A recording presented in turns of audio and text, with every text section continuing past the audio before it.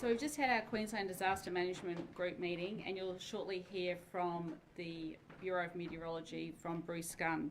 And our cyclone watch has been cancelled. It's now a Category 1, but you never turn your back on a cyclone. And Bruce will explain to you that the diameter of this cyclone is twice the size of Cyclone Debbie, and we're going to continue to watch this cyclone to make sure that Queenslanders are safe. There are going to be hazardous conditions on our surf, and there could be waves up to 7 metres over the course of the weekend, and in some instances it may be higher. We've already closed the vehicle barges to North Stradbroke Island and to Moreton Island. The wind gusts are picking up. I think at Cape Moreton this morning it was recorded over 110 kilometres an hour. Already at Redcliffe the winds are picking up to 70 kilometres an hour, and this could intensify over the weekend. Look, the track is heading back northwards. It's still got to come southwards first and then make that U-turn. And the modelling has been somewhat difficult. There's been equally matched competing steering forces with this cyclone, which has caused some changes to the track over the last couple of days.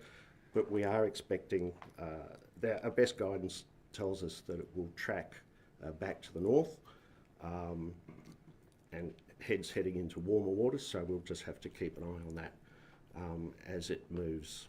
It could go further east, or it could track, probably less likely, to track back to the west towards the Queensland coast. Tropical cyclones are notorious for being difficult to predict, especially the cyclones at the lower category ratings. So the steering forces, when they're not strong, the cyclone movement can be quite erratic. Tropical Cyclone Oma is tracking towards the southwest. She'll continue on that path until about Saturday, where she will slow down a little bit. Then there's a little bit of uncertainty in where she'll go.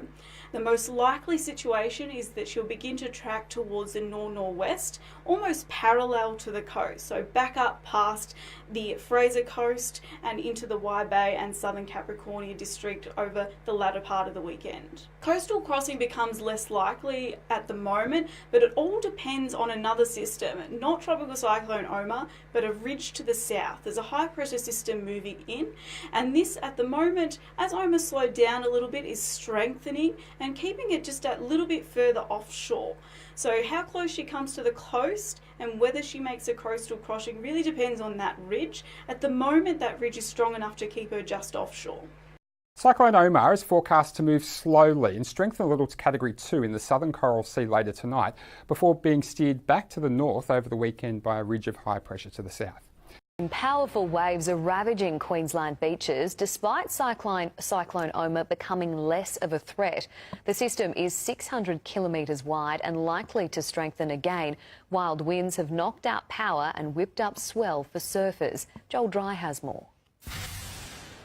Well, as you can probably see, the impacts of Cyclone Oma are being well received by some here on the Gold Coast. The surf is massive and there's no shortage of people willing to head out there and test their skills, and even more people who are happy to just spectate. But the massive swell has its downside. All the beaches on the Gold Coast are closed for swimming, and the high tide and surf is battering the coast, which brings the risk of erosion. These conditions are being called the worst erosion conditions since Cyclone Oswald in 2013, when a large number of beaches were simply washed away here on the Glitter Strip. But the Mayor, Tom Tate, says largely the beaches this time around have held up to the test. All the investment we've done in the past 3 years has really fared well for to combat Mother Nature. Oma is now about 700 kilometres northeast of Brisbane and is forecast to swing north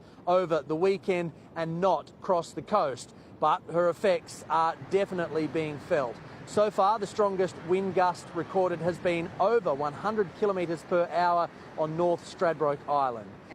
The dangerous swell has started causing erosion on the Sunshine Coast also, with big waves pummelling popular beaches.